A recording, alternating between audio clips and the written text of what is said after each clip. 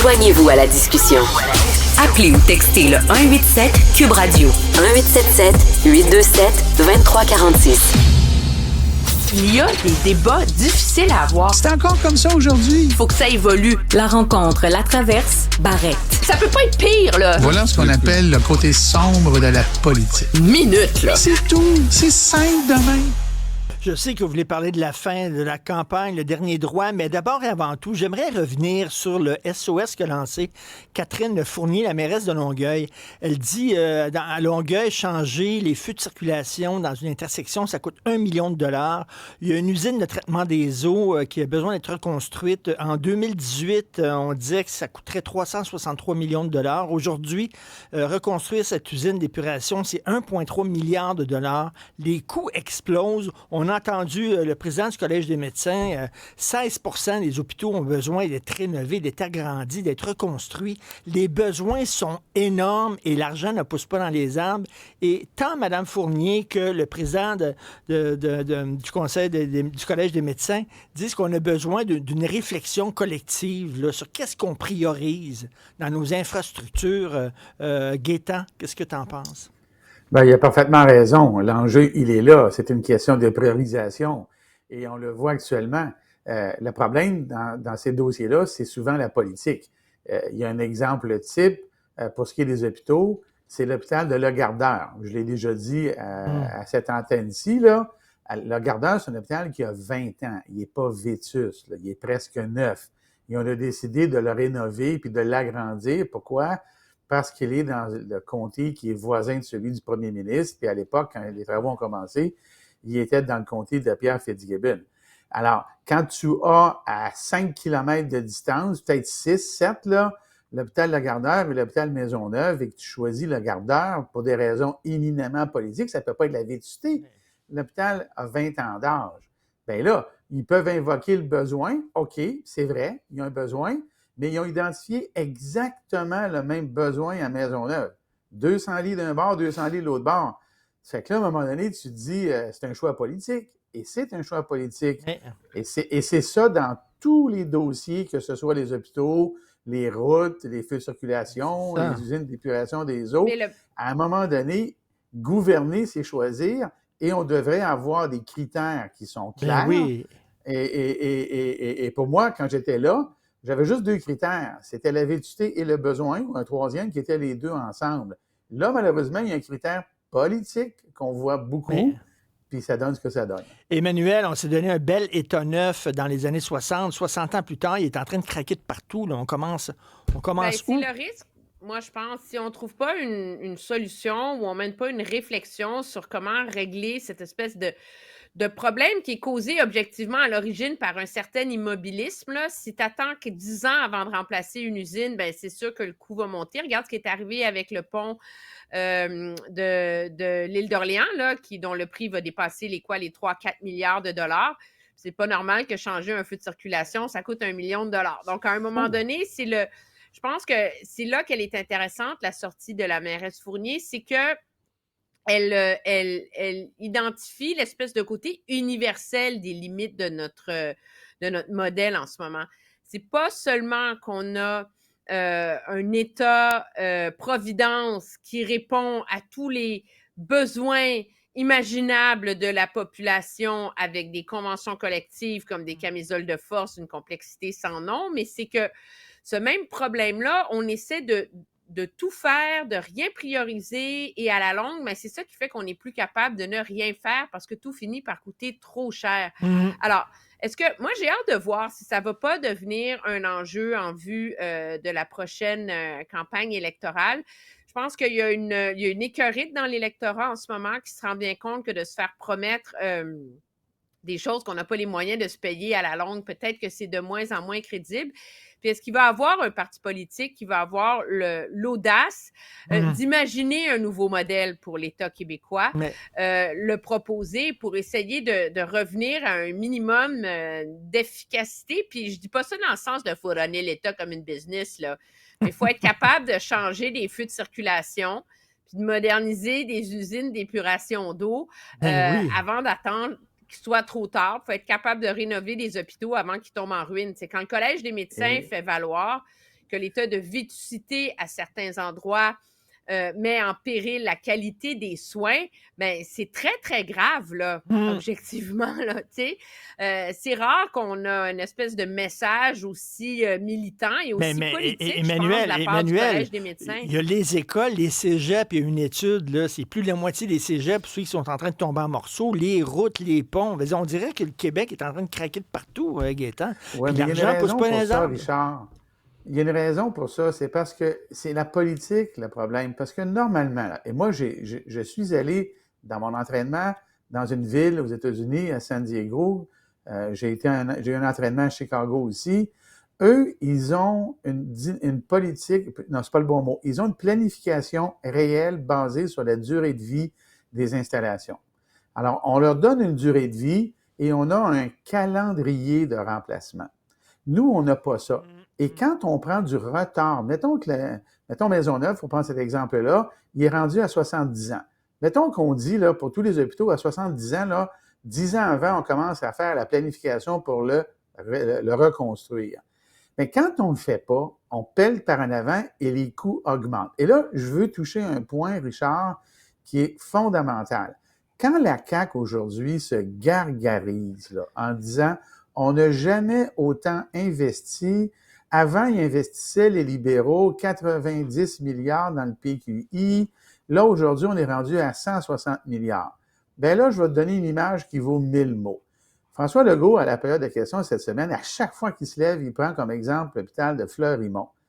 Eux autres, ils l'ont arrêté, l'hôpital de Fleurimont. Ils ont arrêté la construction. Puis ils l'ont repris. Bien, en perdant du temps, le coût est passé de 178 millions à plus de 400. Ce que je veux dire par là, c'est que quand tu dis que tu dépenses 190 milliards et que tu en investissais 90 milliards, ben c'est même pas le double. Alors, quand le prix double et que tu n'as pas doublé tes montants d'investissement, ben tu en fais moins qu'avant.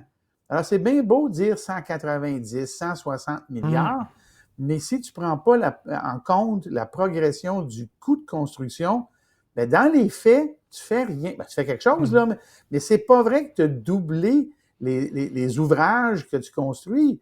Tu as juste fait du maintien. Et si tu n'as pas un calendrier de remplacement, si tu ne planifies pas, puis je termine sur un point, prends l'exemple du pont de l'île d'Orléans, là. Il y a 7000 personnes sur l'île d'Orléans. Est-ce que tu as besoin d'un pont signature? Hein? As-tu besoin d'un pont signature à 3 milliards de dollars pour le flux de circulation qu'il va y avoir là? Ou est-ce que tu ne pourrais pas construire, comme on a fait à l'île du Prince-Édouard, là, une estacade qui va faire la job? Parce que là, à un moment donné, là, tout n'est pas une œuvre d'art. Alors, il a priorisé les bâtiments, là, les infrastructures, et après ça, il a choisi ce qu'on va mettre à la place en fonction des besoins, parce qu'aujourd'hui et dans les 20 prochaines années, on n'a plus les moyens. Et il faut planifier en prenant ça en compte aussi. Emmanuel, revenons à la campagne. Tu veux parler du malaise PSPP au Bloc. C'est quoi? Ben, c'est assez intéressant, hein, parce que depuis le début de la campagne électorale, on n'a pas vu Paul Saint-Pierre Plamondon faire campagne avec Yves-François Blanchet. Puis, dans le passé, ça a toujours été, il y a toujours eu un ou deux moments là, où le chef du PQ venait, puis faisait un discours, puis ça, tout le monde était content, puis etc. Puis, ce qui vient agacer beaucoup M. Blanchet, qu'on l'a lui fait remarquer, c'est comme connu qu'il y a eu des tensions entre les deux avant la campagne sur le choix de candidats, l'usage des militants, les ressources, etc., etc. Et donc, là, M. Blanchet se fait poser des questions à tous les jours là-dessus, puis c'est assez rigolo parce que ça l'agace total. Ils disent on a une stratégie, les députés, eux, viennent nous appuyer, mais on veut pas être liés l'un à l'autre par les promesses, etc. Puis là, ben, comme par miracle, ce matin, il y a cette lettre publiée par Paul Saint-Pierre Plamondon où il donne formellement son appui au Bloc québécois. C'est comme si on a appelé à Québec, puis on dit là, peux-tu dire de faire quelque chose, qu'on arrête de m'en parler, là, ça commence à être gênant, là, tu sais. Puis c'est assez intéressant, il y a comme une phrase là-dedans qui incarne, je pense, à merveille l'espèce de tension entre les deux partis où Paul Saint-Pierre Plamondon dit que de voter pour le Bloc, ce n'est qu'une stratégie défensive temporaire, tu sais. par rapport à l'objectif de la souveraineté. On est loin de l'époque où le Bloc était vu comme un élément d'avancement de la souveraineté au sein du Canada. Mais là, on est vraiment rendu avec le chef du PQ qui dit c'est vraiment juste mettre les breaks en attendant, tu sais. Puis ça, je pense que ça reflète un malaise qui est réel au sein du mouvement souverainiste plus militant, là. C'est de voir M. Blanchette choisir de donner au Bloc québécois le rôle d'opposition responsable, le rôle du bon partenaire, tu sais, de dire si M. Carney a un gouvernement minoritaire, nous serons des bons partenaires responsables. Si c'est bon pour le Québec, nous allons vous accompagner, alors que objectivement, c'est pas ça le rôle il n'y du a Bloc. aucun élément de la logique du mouvement souverainiste qui veut qu'un gouvernement fédéral réussisse à Ottawa, tu sais. Et je pense que ça incarne quelque chose de vraiment contre nature dans la logique de M. Blanchet. Je comprends la raison pour laquelle il le met en œuvre, mais d'un point de vue strictement idéologique, c'est sûr que ça met en exergue, si on veut, cette espèce de fracture qui est devenue assez présente, je dirais, entre le PQ et le Bloc québécois. Et Gaétan, là, Mark Carney veut maintenir sa majorité. Là, il demande aux électeurs de lui donner un gouvernement majoritaire. Selon toi, qu'est-ce qui serait mieux, majoritaire ou minoritaire? Puis est-ce qu'on s'en va vers un gouvernement majoritaire ou minoritaire? Ben là, si on se fie au sondage et rien n'indique, là, du moins dans les conversations que j'ai à gauche, à droite sur la rue, qu'on s'en va pas vers un gouvernement majoritaire. Maintenant, c'est toujours possible. Tu sais, l'écart, il s'est réduit, là, mais on sait que la distribution du vote fait en sorte que pour que les conservateurs gagnent, il leur faudrait une avance là, sur les libéraux, pas juste une réduction de l'écart. Alors, normalement, lundi soir, on a un gouvernement majoritaire. Il n'y a pas un parti qui ne va pas demander un gouvernement majoritaire. Là. C'est pas possible. Là. Alors, je comprends là, son propos, à moins qu'il y ait une inquiétude qu'on... Pardon? Oui. Mais ça, au lieu de il veut dire un le fort. mot Maintenant, majorité, est-ce qu'on est mandat mieux avec fort. un gouvernement minoritaire ou majoritaire? Moi, depuis le début, je trouve que les deux se ressemblent. Les deux ne sont pas exactement pareils, là.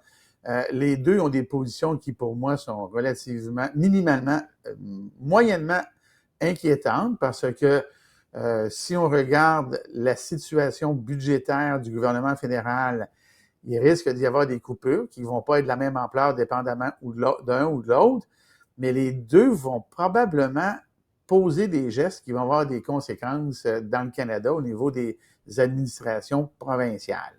Alors, un gouvernement minoritaire, moi, je suis pas antipathique à ça, mais ça dépend de lequel des deux qui est là. Le gouvernement minoritaire a fonctionné, mais il y a des gens qui vont dire qu'il a fonctionné, mais regarde le déficit qu'on a maintenant.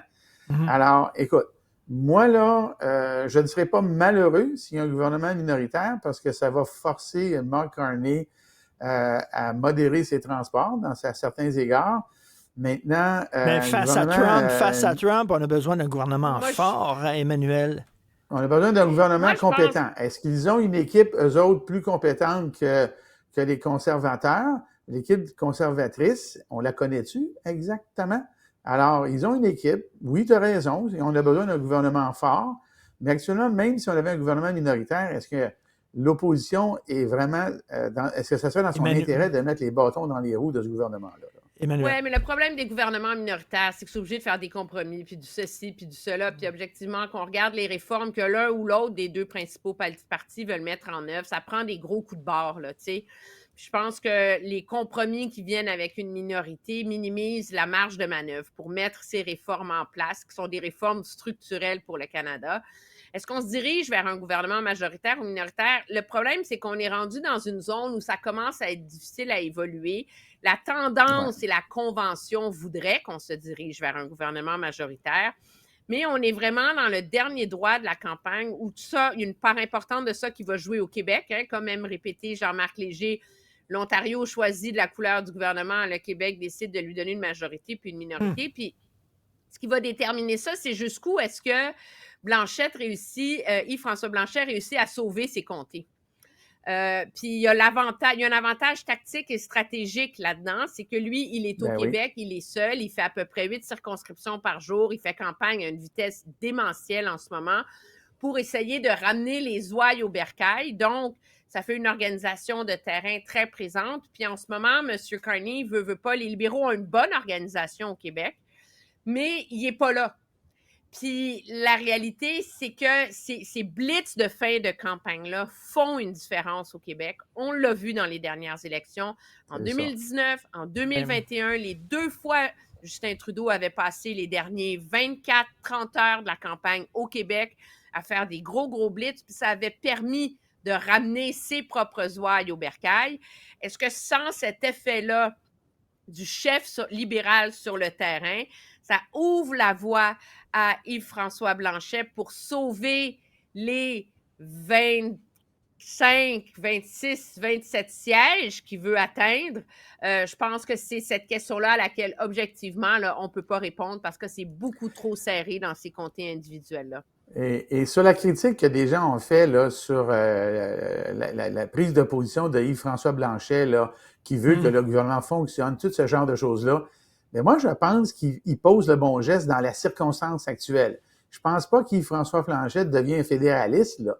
Je pense que dans la circonstance actuelle, parce qu'il doit garder, il souhaite, il peut pas prendre le pouvoir, on s'entend, mais il souhaite garder le plus de comtés possible. Moi, je trouve que sa position, elle se défend très bien. Ah oui. Et je trouve que la critique que bien des gens font de son discours, il faut le mettre dans le contexte. Et le contexte, pour lui, c'est de pas trop perdre de comté, idéalement ne pas en perdre. Ça, à un moment donné, il faut convaincre l'électeur, garder la situation. Là, si vous voulez qu'on reste, vous devriez voter pour nous autres parce que. Alors moi, je trouve qu'il pose de bons gestes, qu'on soit d'accord ou non avec sa position politique. Merci beaucoup à vous deux. Emmanuel, lundi, c'est jour d'élection. C'est quoi les règles journalistiques, la journée d'une élection? Qu'est-ce qu'on peut faire et qu'on ne peut pas faire? Il n'y a pas On fête les la règles fin de la campagne. journalistiques, généralement, qu'on ne fait pas de pronostics sur qui va gagner, pas gagner. On parle, c'est comme c'est la journée qui appartient aux électeurs, je pense. C'est ça. Puis où on parle de l'exercice de voter davantage que de la partie d'échecs de qui a gagné, qui a perdu, justement pour laisser libre cours à cet exercice démocratique qu'on se donne la peine quand même de célébrer le jour où le monde vote. C'est une convention, c'est pas des règles écrites, là, c'est ça? Non, c'est une convention. C'est une convention. C'est une convention. Mais Bon, on a tous hâte au discours post-débat. Oui. Merci. Bon week-end. Salut. Au revoir. Bye.